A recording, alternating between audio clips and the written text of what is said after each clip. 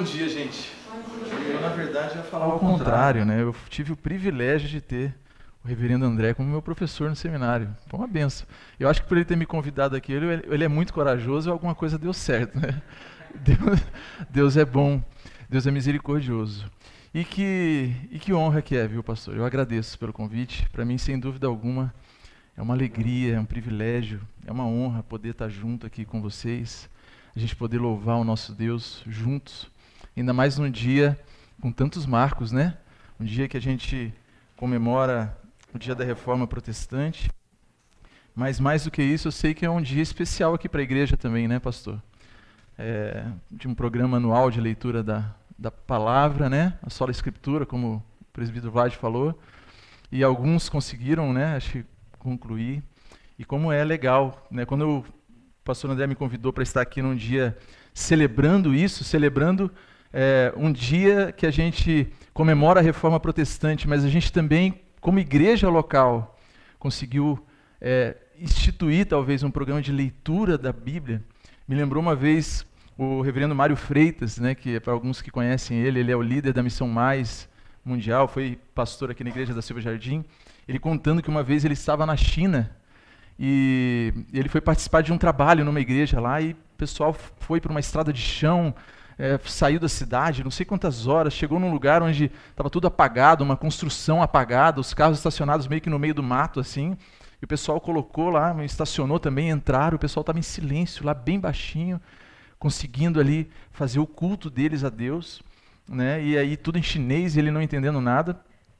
E diz que chamaram uma família lá na frente, chamaram outra também, e uma família estava muito feliz, muito alegre, radiante, a outra estava triste, chorando. Ele falou assim, eu não estou entendendo por que uma família está contente, está feliz, né? Está celebrando, né? Está jubilosa, e a outra está triste, está amargurada, parecendo que morreu alguém, né? E ele resolveu perguntar o que estava acontecendo. Falou assim, não, é que a gente só tem uma Bíblia na igreja. A gente só tem uma Bíblia para todos os membros. E cada semana essa Bíblia fica com uma família. Aquela família que está ali triste, enlutada praticamente, é a família que passou a semana passada com a Bíblia e está tendo que agora dividir com a próxima família. E aí ele foi conversar como que as pessoas ficavam ali aquela semana, eles não paravam de ler. Eles revezavam entre eles e leiam em voz alta para a família toda. Então, enquanto estava almoçando, o filho estava lendo em voz alta. Na hora que o filho terminava, o pai pegava, continuava de onde ele terminava, para que eles tivessem tempo com a palavra de Deus, tempo com a Escritura, tempo para absorver a palavra de Deus. Mas graças a Deus, a gente tem o privilégio, né, da gente poder fazer um programa anual de leitura da Bíblia. A gente tem o privilégio de abrir aqui, poder cantar que Jesus Cristo, Rei dos Reis, nos trouxe a redenção em alto e bom tom, com todo o nosso coração. E como isso é oportunidade para nós, né, queridos? Como isso é maravilhoso. E eu queria meditar sobre isso aqui essa manhã. Eu queria que a gente orasse mais uma vez, queria que a gente colocasse o nosso coração diante dele, porque esse é o momento em que, da palavra, né, que Deus usa também para falar o nosso coração. Senhor, nosso Deus, nosso Pai, nós, mais uma vez, queremos dizer que somos gratos por tudo que o Senhor tem feito nas nossas vidas. Queremos dizer que somos gratos porque sabemos que o Senhor tem cuidado de nós e sabemos que o passado já não tem mais poder sobre a nossa vida por causa do sangue de Jesus sobre a nossa vida, Pai. Porque nos redime, porque nos traz paz com o Senhor. Por isso, nesse momento, Deus, que nós estamos aqui reunidos como igreja, anunciando para o mundo que aqui se reúne um povo que te ama, que te adora, nós queremos também que o Senhor leve, Deus, o nosso coração, a nossa atenção, o nosso pensamento, as nossas emoções, tudo, Deus, cativo a Tua presença, para que o Senhor fale conosco com poder, com graça, com autoridade.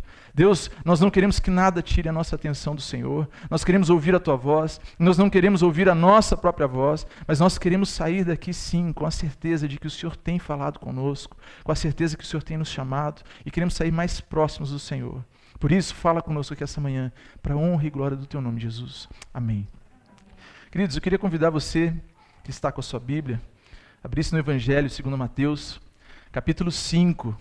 Nós vamos ler dos versos 17 até o 20. Mateus 5, 17 a 20. Eu vou ler, os irmãos acompanham comigo. A palavra de Deus diz assim: Não penseis que vim revogar a lei ou os profetas. Não vim para revogar, vim para cumprir.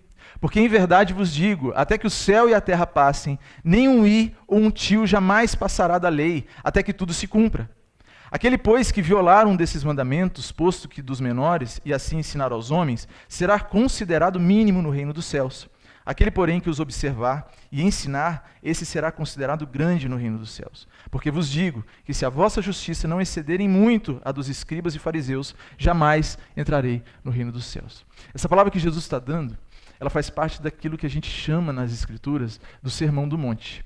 O Sermão do Monte, graças a Deus, nós lá na Igreja Central, a gente tem meditado com a juventude e tem sido muito abençoador meditar um pouquinho sobre o que Jesus estava dizendo em todo esse sermão. E o Sermão do Monte, ele começa no início do capítulo 5. Jesus fala sobre as bem-aventuranças, ele fala sobre o caráter daquele que é discípulo de Cristo. Ele fala sobre o fruto que o Espírito Santo faz na vida daquele que se entrega a Jesus, daquele que recebeu o reino dos céus.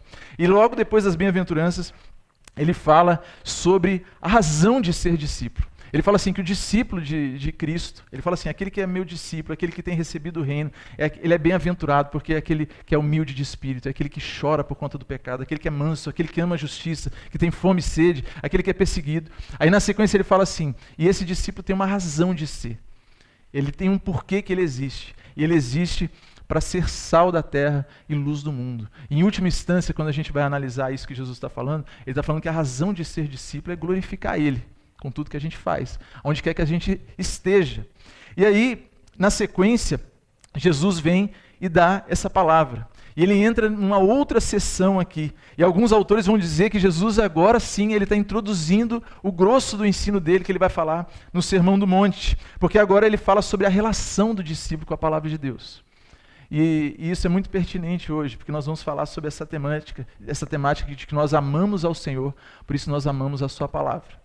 Né? E Jesus entra e começa a falar sobre a relação do discípulo com a palavra de Deus. E é importantíssimo, queridos, nós entendermos claramente o que Jesus está falando nesses versículos, para a gente poder compreender o que é de fato nos relacionarmos com a palavra de Deus. E nós cremos e sabemos, sem dúvida alguma, de que a obra da transformação em nós, a obra de que Cristo faz na nossa vida, tudo que Ele transforma na nossa vida, desse novo homem que nós vemos nas bem-aventuranças, compete ao Espírito Santo.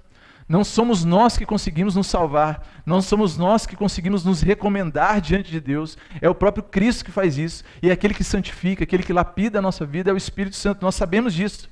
Porém, nós podemos notar claramente aqui que assim como um pai que orienta os filhos ao modo como eles devem se comportar em algum evento, sabe assim, quando o filho vai a primeira vez dormir na casa do amigo, né? Aí fala assim, olha lá, você se comporta lá, hein?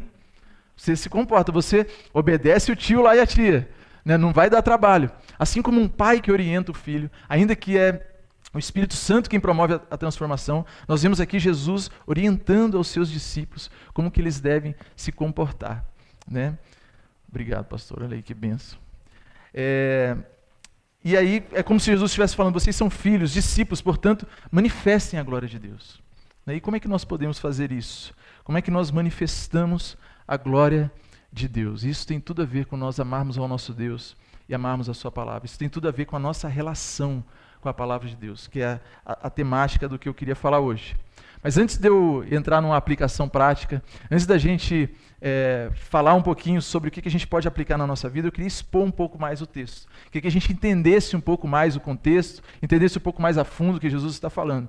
Então, em primeiro lugar, eu queria que a gente olhasse para isso e entendesse que Jesus, ele não era um mestre escriba, um fariseu das escolas convencionais daquele tempo,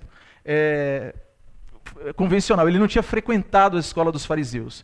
E por isso, quando ele surge pregando, quando ele surge ensinando e tantas vezes condenando a prática dos escribas, dos fariseus, que eram os estudiosos da época, né, dos livros do Antigo Testamento, todos tiveram a impressão, ou boa parte das pessoas tiveram uma impressão que ele estava querendo trazer uma palavra nova, que era alguém que estava trazendo algo novo, que não concordava com a lei mosaica, que não concordava com o Antigo Testamento. Falou assim, isso aí deve ser um hippie que surgiu aí, que anda pregando, né, mal vem nas sinagogas, está falando um monte de coisa por aí, ele não deve crer em Moisés, ele deve estar distorcendo toda a palavra, ele deve estar fora daquilo que Deus falou, né? E provavelmente pensava assim, esse novo mestre aí, ele não crê nas Escrituras, ele estaria voltando as costas para Abraão, para Moisés, e é por isso que Jesus começa então, logo no começo, dizendo assim, não penseis vós. Ele começa o texto dizendo isso. Cristo mostra, em primeiro lugar, como ele se relaciona com a palavra de Deus. Como ele ama a palavra de Deus, como ele se relaciona com a palavra. Ele fala assim, ó, não penseis vós que vim revogar a lei ou os profetas. Não pensei que eu vim para revogar, mas eu vim para cumprir, porque em verdade vos digo, até que o céu e a terra passem, nem um i ou um tio jamais passará da lei, até que tudo se cumpra. Jesus ele vem e mostra a relação dele com a palavra. E ele afirma que categoricamente, pelo menos duas proposições, logo de cara. A primeira coisa que ele está colocando claramente é que é o seguinte, olha gente, eu não vim aqui trazer um negócio novo. Muito pelo contrário, em primeiro lugar, tudo o quanto eu estou ensinando, Jesus dizendo, né, tudo quanto ele vai ensinar está em absoluta harmonia com a palavra de Deus. Está em absoluta harmonia com todos os acontecimentos do passado, com os pais. Está em harmonia com todo o Antigo Testamento. É isso que Jesus está falando. E uma segunda proposição é assim, e tudo quanto ele está ensinando está em total dissonância com os ensinamentos dos escribas e dos fariseus. Ou seja, eu é que estou dizendo e ensinando aquilo que realmente é verdade no Antigo Testamento e que é contrário a tudo que os fariseus estão falando. Então, quando Jesus fala sobre a lei e os profetas, ele está se referindo à totalidade das Escrituras. A gente não pode pensar na questão da lei simplesmente, por exemplo, como os 10 mandamentos. Né? Muitas vezes a gente fala sobre lei e a gente lembra dos 10 mandamentos, mas Jesus não está falando única e exclusivamente aqui dos 10 mandamentos, ele está se referindo a toda a lei. E é importante, nós sabemos que a lei, conforme foi entregue aos filhos de Israel, ela consistia pelo menos numa porção moral, numa porção judicial, numa porção cerimonial. Jesus está falando de tudo isso. A lei judaica ela era mais de 600 mandamentos, ela não eram só os 10 mandamentos, aquele ali é um resumo, né, de tudo que se foi ensinado. Mas Jesus, ele está dizendo assim, eu não vim para revogar nada disso, eu vim para cumprir, eu vim para dar plenitude, eu vim para dar significado. É isso que o termo cumprir quer dizer ali no texto. Jesus está falando assim, eu não vim trazer nada novo, mas eu vim dar significado, eu vim fechar toda essa tipologia, tudo isso que foi dito no Antigo Testamento, tudo que Deus se manifestou ao povo antes, eu vim ser a concretização de tudo. E de fato Jesus cumpre cada ponto da lei. E eu sei que está meio teórico isso aqui, gente, mas é só porque eu estou expondo. Já já a gente vai entrar numa forma mais prática. Mas ele vem e cumpre a lei civil, por exemplo.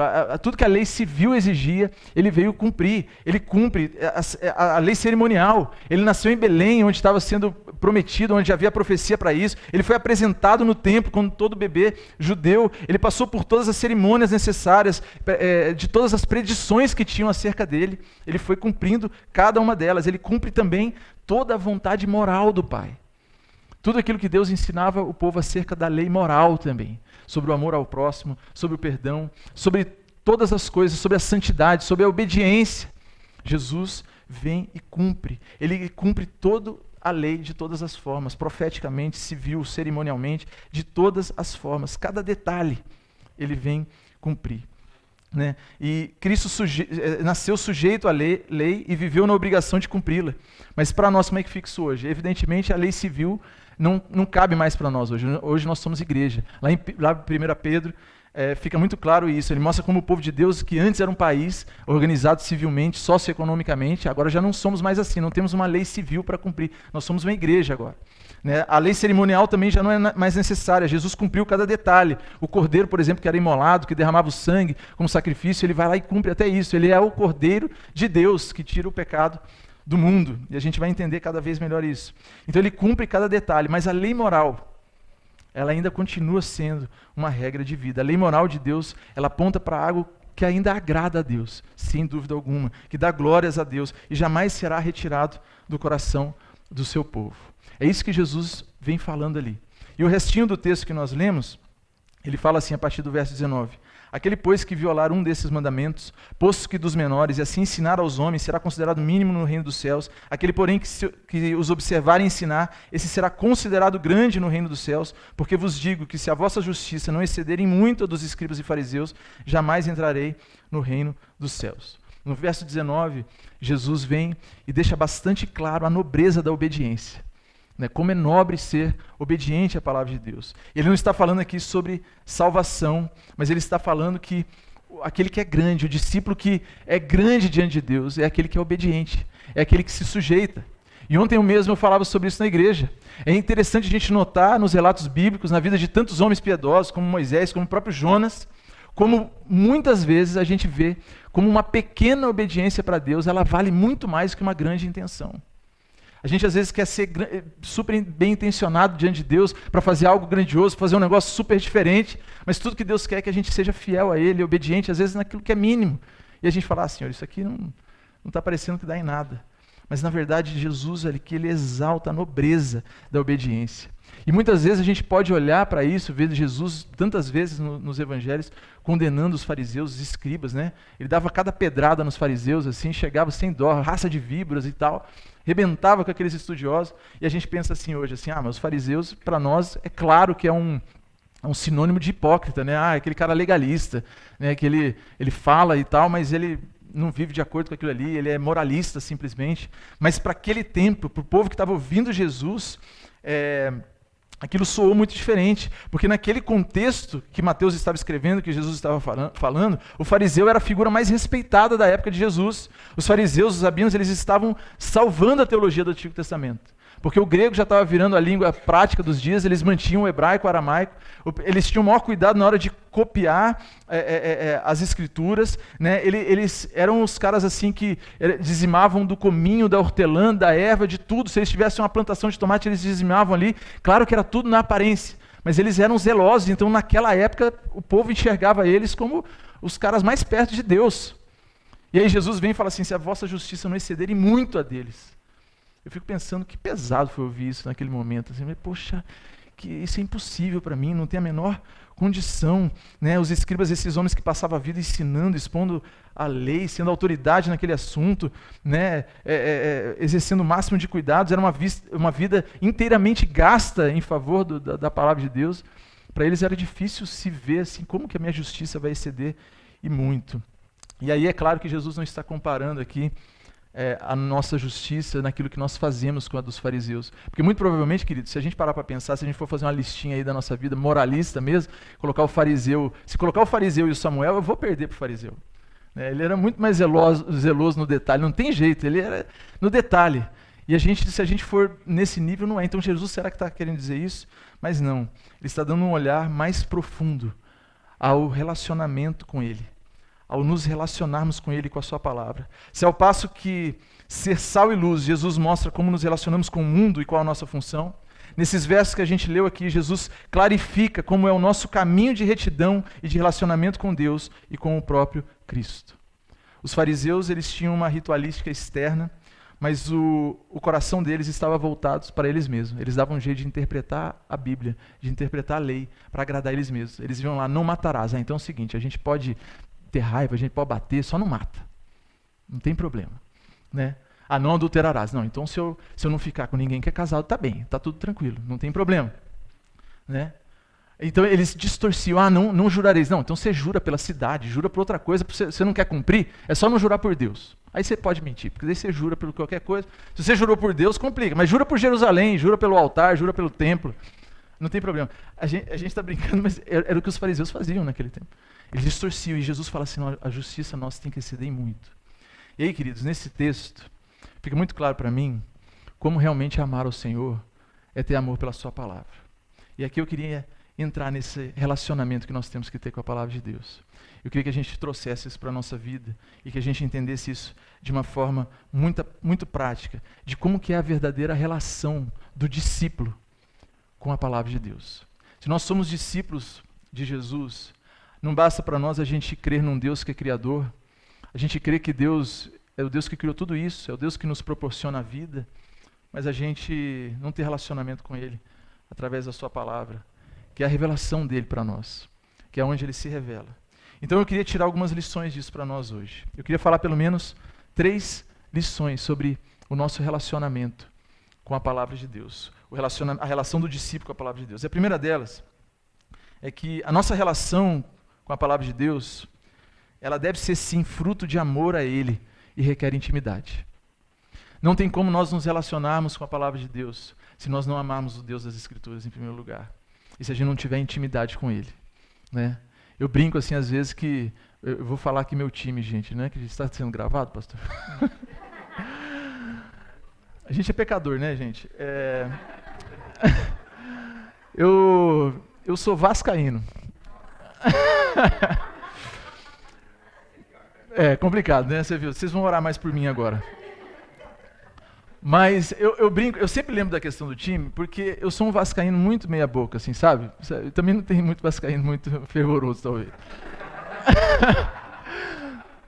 Mas eu sou muito meia boca. O que acontece? Eu sou vascaíno, eu gosto do Vasco, gosto mesmo. Se fosse eu não consigo torcer para outro time, eu torço pro Vasco. Eu tenho as camisas do Vasco, eu acho legal. Só que eu não sou aquele. Às vezes tem jogo do Vasco, eu nem sabia que tinha jogo do Vasco. Eu não sou aquele cara que fica até quando eu estou assistindo o jogo do Vasco, se o Vasco fizer um gol e tal, eu não sou aquele cara que pula, que grita, que vibra, porque o time. Eu não sou assim, eu não estou condenando quem é. Eu só não sou assim.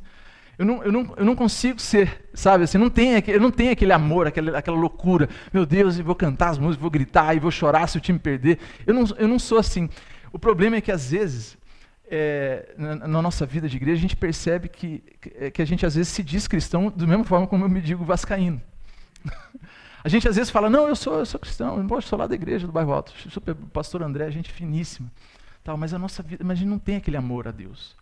A gente não tem aquele negócio, aquele choro quando a gente peca, aquele arrependimento. A gente não tem aquela emoção da alegria de lembrar que Jesus nos reconciliou com Deus o Pai e que a gente estaria completamente perdido sem Ele. Aquilo não aquece o nosso coração e a gente não pode ser assim, queridos. Porque a nossa relação com a palavra de Deus ela é fruto desse amor e ela requer intimidade. A gente não pode ser só de domingo que assiste lá o Campeonato Brasileiro. Ganhou, perdeu, 3 pontos, 1 ponto. Não. Não dá para ser assim, a gente tem que ter um relacionamento íntimo com Ele. E nesses primeiros versos fica bastante claro o relacionamento que o próprio Cristo tinha com Ele, com o próprio Deus. A intimidade com as Escrituras e amar o Deus das Escrituras. E Jesus, nos primeiros versos que nós lemos, Ele mostra como confere autoridade e como Ele ama as Escrituras. Né? Você deve lembrar de Jesus quando, no início do ministério dele, Ele é tentado pelo diabo no deserto, está lá em Mateus capítulo 4. Ele, nos dias no deserto, ele é tentado pelo diabo e ele corrige e responde às tentações sempre com a própria palavra de Deus. Ele dá uma resposta baseada naquilo que é a palavra de Deus. Jesus vem interpretar corretamente as Escrituras do Antigo Testamento e prega a correta instrução.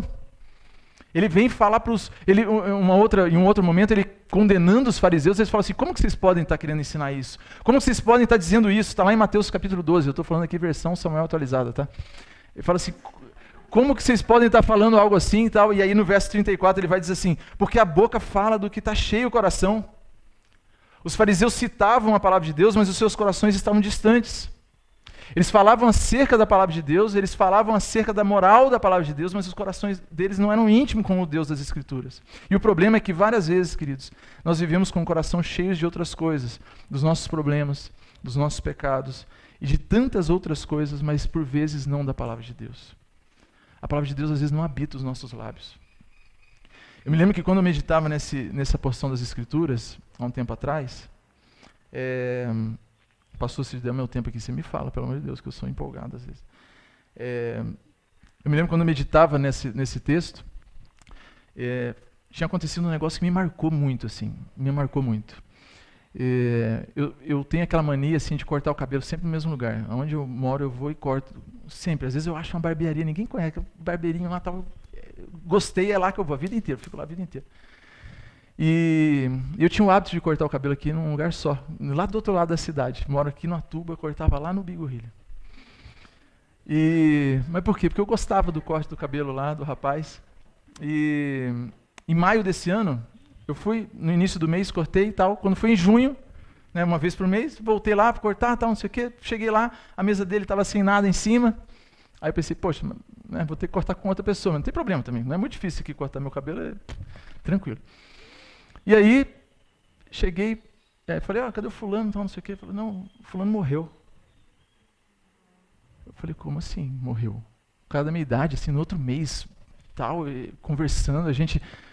Eu todo mês ia lá, sabe aquele relacionamento, você não é amigo, mas todo mês você vê aquela pessoa e você conversa com ela e morreu, daí eu pensei na hora, caramba, foi um acidente, alguma coisa assim.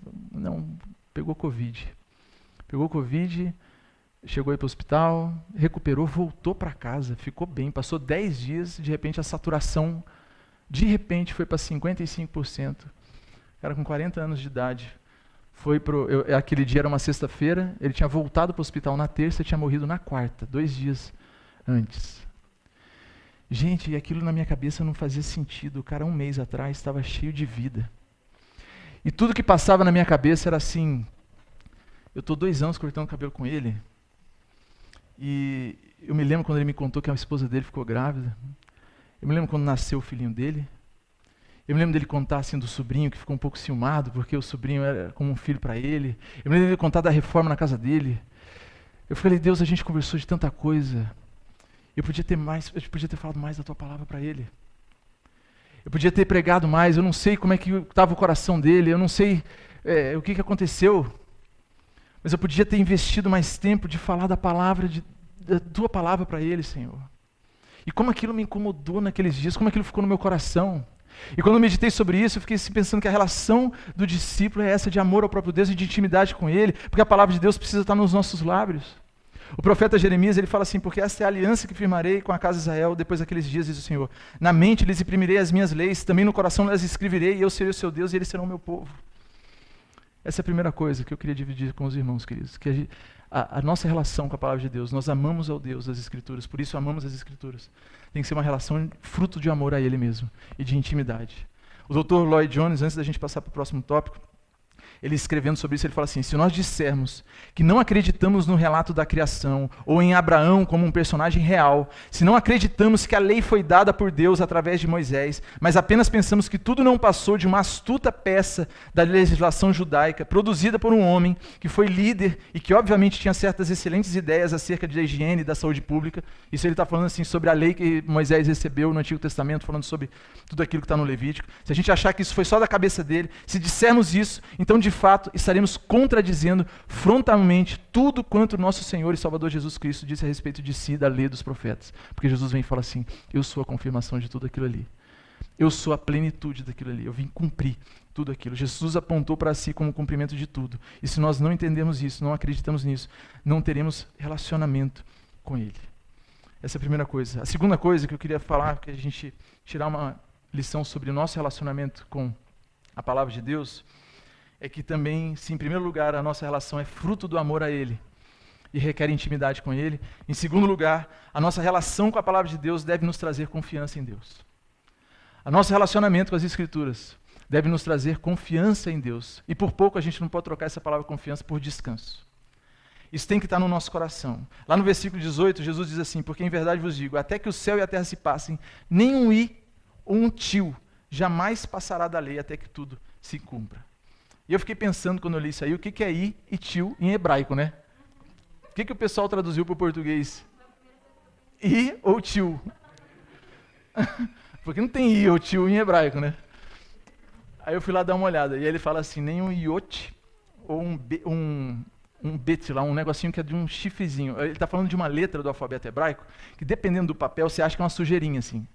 É a menor letra, você acha que é uma sujeirinha no papel, de tão pequenininho que ela é. É o iod. E ele fala de um chifrezinho lá também que diferencia palavras. Tem no hebraico tem o bet e o kaf. São 2 letras iguaizinhas, a diferença é um chifrezinho que tem lá.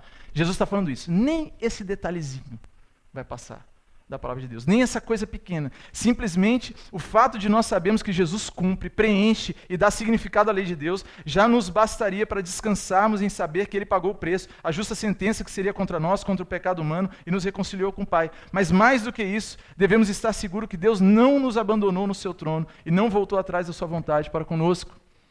Tantas vezes nos evangelhos, Jesus vem dizer que a Escritura não pode falhar. Ela não falha. João 10 vai falar sobre isso. O profeta Isaías, ele também diz assim, né, lembrai-vos das coisas passadas da antiguidade, que eu sou o Deus e não há outro. O meu conselho permanecerá de pé e eu farei toda a minha vontade. Isso tem que ser a nossa segurança, meus irmãos. Tem que ser o nosso descanso, a nossa confiança, saber que Deus é o dono de tudo, que Ele é soberano sobre as nossas vidas, em toda e qualquer situação, em tudo que passa, nem o mínimo detalhe. Jesus está falando assim, nada que está na palavra de Deus, nem aquilo que parece uma sujeirinha do papel, nem a menor letra, o menor detalhe, nada vai passar sem que saia do controle de Deus. Nada vai sair do controle dEle. A palavra de Deus é eterna, absoluta, não falhará em momento algum sequer. No mais ínfimos detalhes, Deus vai cumprir a sua palavra. Isso tem que trazer alento para o nosso coração. Isso tem que trazer segurança. Se você parar para pensar bem, talvez a gente se empenhe em tantas coisas porque a gente quer descanso, né? Não sei se você já parou para pensar nisso. Por que a gente quer que os nossos filhos às vezes estudem, cresçam, né, trabalhem, não sei o quê, porque eles tenham uma vida tranquila, né?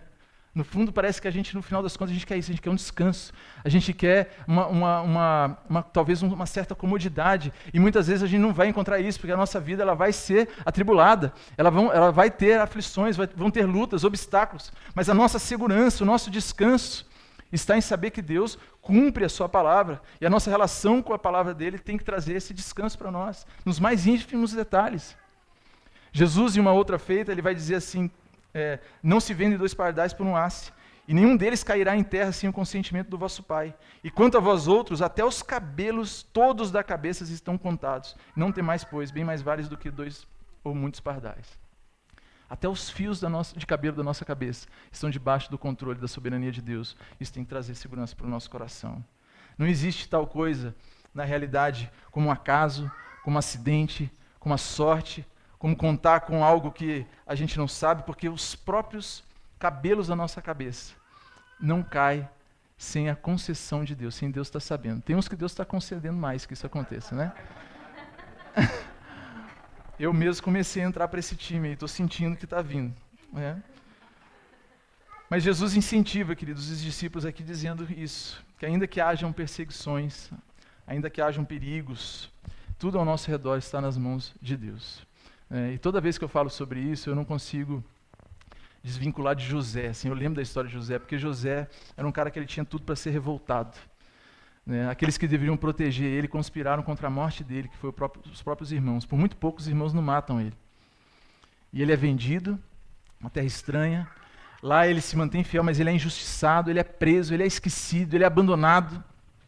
Passam 20 anos aproximadamente de tudo que isso acontece na vida dele. Agora ele está em um outro momento e de repente ele se encontra com os irmãos que colocaram ele em toda aquela situação. E agora o poder está na mão dele.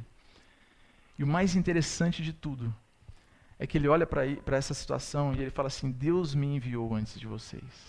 Quem me colocou aqui não foi vocês, foi o próprio Deus. Isso me mostra que a soberania de Deus está até sobre os livres atos dos homens. Até quando a gente peca, até quando a gente erra, querido. Até se você já errou na sua vida e você talvez não consegue se perdoar por isso. Ou talvez pensar assim, poxa, olha só, isso aqui aconteceu na minha vida por conta desse erro. Até sobre o seu erro, Deus é soberano. Eu não estou querendo te isentar da culpa, da responsabilidade pelo que a gente faz de errado. Mas Deus continua sendo Senhor da nossa vida, ainda quando as situações são ruins, ainda quando há perseguição, ainda quando o problema somos nós mesmos. E isso tem que conferir confiança e segurança ao nosso coração. Amém? E para a gente caminhar para o final, que eu acho que eu já excedi meu tempo aqui, em terceiro e último lugar, a nossa relação com a palavra de Deus, ela também deve ser de obediência e, consequentemente, de santidade. Como eu falei aqui, a religiosidade dos fariseus, ela era inteiramente externa, ela era inteiramente formal, aparente, ao invés de ser uma religião do coração. E Jesus ressalta várias vezes que o reino de Deus é um reino interior. E como é importante isso acontecer. A nossa obediência, a nossa santidade, ela deve acontecer a partir do nosso coração, da nossa vida. E é possível a gente se mostrar ao longo de toda uma vida altamente regular na nossa frequência à igreja, na casa de Deus, a gente se envolver talvez com os ministérios, com tanto de coisa, mas apesar disso, talvez a gente cultivar inveja no nosso coração, a despeito de outras pessoas. É muito possível a gente ter uma prática religiosa muito, muito constante, muito firme, e muitas vezes o nosso coração conter avareza, conter coisas que não deveriam estar mais lá, porque a palavra de Deus já deveria ter expurgado. E a gente precisa entender isso, porque a relação com a palavra dele deve nos trazer a obediência, deve nos trazer a santidade. Alguém disse uma vez que a religião é aquilo que um homem faz com a sua própria solidão.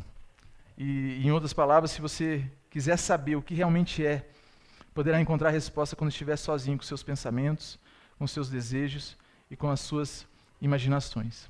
Em outras palavras, o objetivo final dos fariseus não era glorificar a Deus, como eu falei aqui. O objetivo final dos fariseus era eles se exaltarem, né? Eles queriam aparecer, eles queriam ser mesmo esses caras que estavam mais perto de Deus. Eles queriam mesmo aparentar esses caras assim que eram os melhores, né, que eram os mais regulares, que eram aqueles que deveriam ser imitados. Né? E Jesus fala, não, nada disso. A nossa relação com o próprio Deus, a intimidade com a palavra, ela deve transformar o nosso coração em obediência e santidade. Então nem o fariseu e nem aquele cara que pensa assim, mas agora eu estou debaixo da graça, então A lei caiu, né? A lei, né? Como Jesus está falando aqui. Então, agora eu não preciso mais me preocupar. Eu estou debaixo da graça. Da forma como eu viver, tá bom, né? Eu tô salvo, independente de qualquer coisa que eu faça. Mas, na verdade, isso não testifica, não aponta para um coração transformado. Porque quando a gente é encontrado por esse amor de Deus, quando a gente se relaciona com o Deus da palavra, quando a gente se relaciona com a palavra de Deus, e recebemos a graça de Deus em Cristo, não significa somente que os meus pecados foram perdoados. Não significa somente que nós fomos perdoados do nosso pecado e agora estamos salvos. Significa isso também, graças a Deus por isso. Mas mais do que isso, que nos foi proporcionada uma nova natureza. Que agora nós somos nova criatura. E que agora nós somos compelidos a agradar ao nosso Deus. Que nós somos compelidos a viver essa palavra, a ter intimidade com Ele e a podermos agradar a Ele com tudo que a gente faz, conforme a gente vai vivendo, em tudo que a gente faz, com tudo que a gente com tudo que a gente fala, glorificar ao próprio Deus. O discípulo de Cristo Jesus é um novo homem, nascido do alto. Ele dispõe de uma nova natureza. E esse homem não vive mais para si mesmo. A gente não vive mais para os nossos próprios desejos, para as nossas próprias ambições, mas a gente vive para glorificar ao nosso Pai que está no céu. Esse é o coração que está sendo purificado. É um coração que ama a Deus, que tem o desejo de contribuir para a glória e para o louvor do nosso Deus. O Lloyd Jones também, quando ele fala sobre isso, ele diz um negócio que eu achei muito legal. Ele fala assim, que os mandamentos de Deus para tal homem não são penosos. E aí, se não são penosos, ele está fazendo uma alusão a 1 João, quando ele fala assim que sabemos que amamos a Deus quando guardamos os seus mandamentos, porque para nós eles não são penosos. E aí o Lloyd Jones vai e fala assim, pelo contrário, tal homem haverá de querer obedecer aos mandamentos de Deus porque os ama. Não se encontra mais num estado de inimizade contra Deus, mas agora percebe a santidade da lei e coisa alguma pode atrair mais o coração desse homem do que praticar essas coisas, do que viver a palavra de Deus. Lembra do exemplo do Vasco aqui que eu falei? Nada mais pode atrair mais o nosso coração, pode ter mais desejo maior do nosso coração do que viver conforme a palavra dele. É isso que o Lloyd Jones está dizendo assim, aqui. E ainda exemplificando a santidade dela na nossa vida diária. Essa é a justiça que ultrapassa muito a justiça dos escribas e do fariseu. A nossa relação com a palavra de Deus, queridos, em primeiro lugar, ela é fruto do amor a Ele e requer intimidade. Em segundo lugar, a nossa relação com a palavra de Deus deve conferir confiança e segurança ao nosso coração. Nós podemos descansar em Deus, porque nem um i ou um tio vai passar da sua palavra. E em terceiro lugar, a nossa relação com a palavra de Deus, ela deve se reverter sim em obediência e em santidade. E assim nós vamos viver essa justiça que excede muito a dos escribas e dos fariseus. A justiça do discípulo de Cristo excede muito a dos escribas e dos fariseus, não porque a gente é muito bom. Talvez assim como eu, você está escutando essa palavra falando assim, caramba, eu sou muito pecador mesmo. Porque ainda precisa queimar mais a palavra de Deus no meu coração. Eu preciso viver mais isso. Mas a nossa justiça, ela excede muito a dos escribas e a dos fariseus, porque a nossa justiça é o próprio Cristo. Porque a nossa justiça é o próprio Jesus, que vem da plenitude para tudo aquilo que aconteceu no passado. Tudo aquilo que foi simbolizado como um povo que não foi morto porque tinha um sangue na porta lá no Egito. Que não tiveram seus filhos primogênitos arrancados à vida, porque tinha um sangue na porta. Todos aqueles cordeiros que foram sendo mortos no Antigo Testamento. Tudo alcança o seu real significado em Cristo Jesus.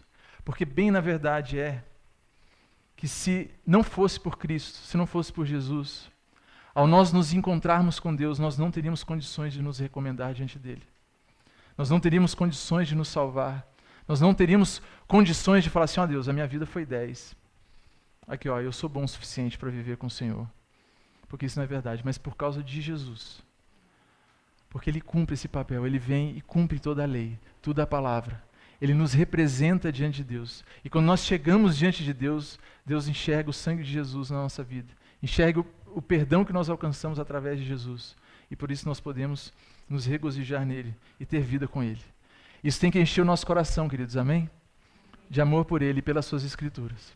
Então eu queria orar por você, para a gente encerrar aqui nesta manhã, passar a palavra para o pastor André, mas eu queria fazer mais uma oração.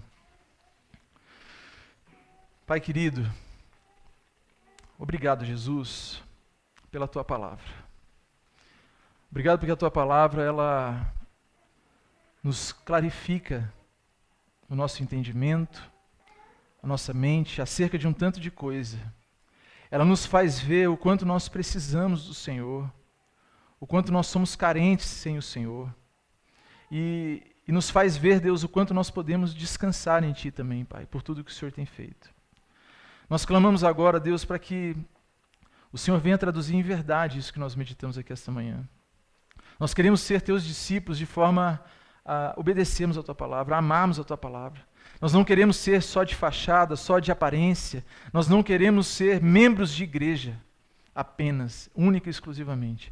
Mas nós queremos ser discípulos do Cristo, que vivem em intimidade com o Senhor, que Te amam, que conhecem a Tua palavra, que descansam na Tua palavra, ainda que as circunstâncias sejam complicadas, ainda que as lutas sejam grandes demais, ainda que a perseguição venha, ainda, Deus, que a gente perca coisas que são aparentemente importantes para nós.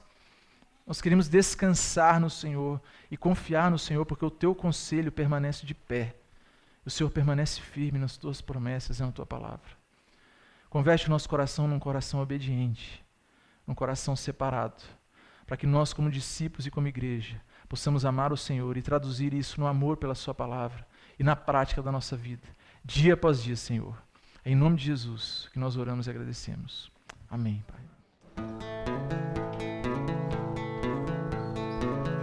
Castelo forte é o nosso Deus, escudo e boa espada,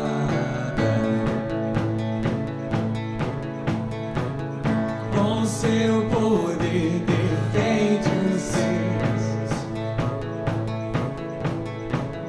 a sua igreja amada, com força e com furor, nos prova o tentador, com artimanhas tais e astúcias infernais, iguais não há na terra.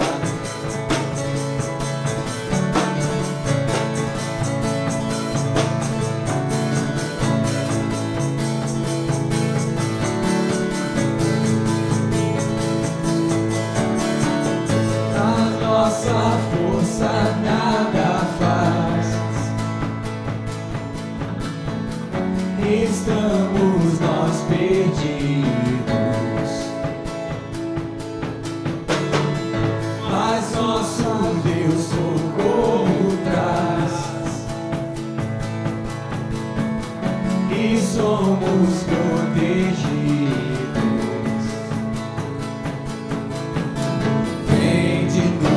Jesus, o que venceu na cruz, Senhor dos altos céus, que sendo o próprio Deus,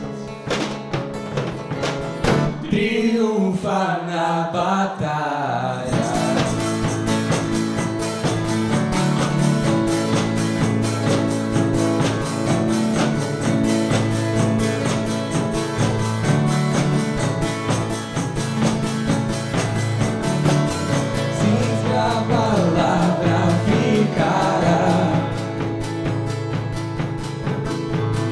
Sabemos com certeza, pois ela nos ajudará com armas de defesa.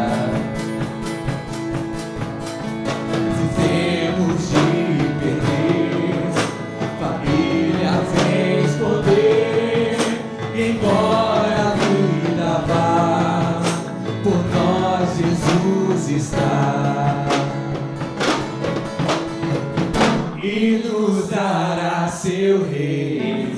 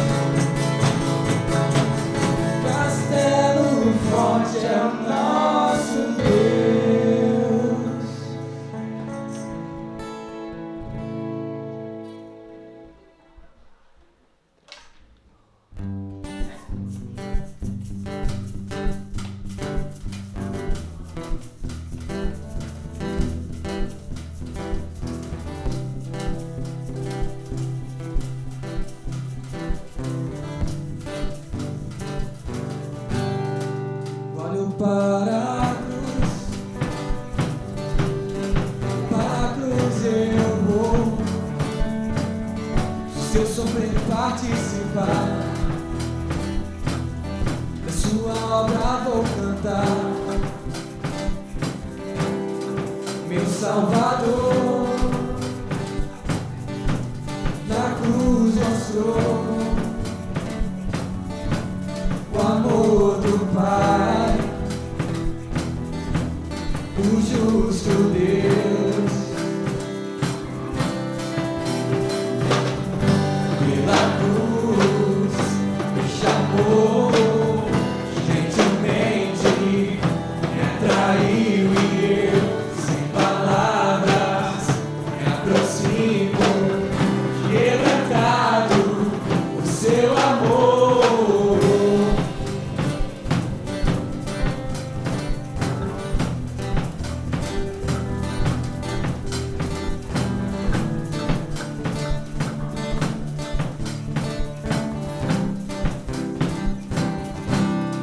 Merecida a vida, de graça recebi, por sua cruz, da morte me livrou, trouxe a minha vida. Eu estava condenado, mas agora pela cruz eu fui reconciliado. Pela cruz me chamou, gentilmente me atraiu e eu, sem palavras, me aproximo, quebrantado o seu amor. Pela cruz me chamou, gentilmente me atraiu e eu, sem palavras, me aproximo, quebrantado o seu amor. Impressionante é o seu amor,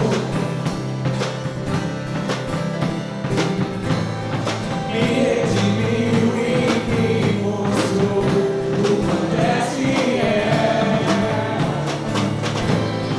Impressionante é o seu amor, me redimiu e me mostrou o quanto és fiel. Pela cruz me chamou, gentilmente me atraiu e eu, sem palavras, me aproximo,